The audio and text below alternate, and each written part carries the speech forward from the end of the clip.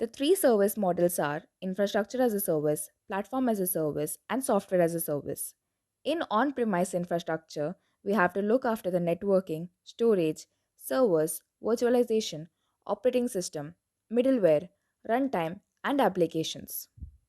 But when it comes to cloud, in infrastructure as a service model, AWS or cloud takes care of all these four parts.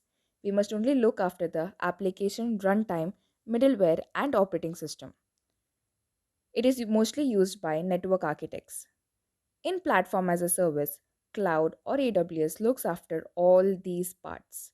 In fact, platform as a service is a combination of infrastructure as a service plus middleware plus operating system. We must only take care of application and runtime. Platform as a service is mostly used by developers. In software as a service, everything is managed by the cloud. We can say it is a combination of platform as a service, runtime, and application. One example of software as a service can be online compilers. It is used by end user. Now let's dig into some bookish definitions. Infrastructure as a service.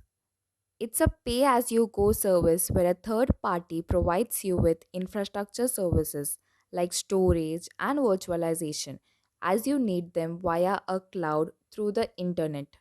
Platform as a service. It is where a provider hosts the hardware and software on its own infrastructure and delivers this platform to the user as an integrated solution stack, or service through an internet connection.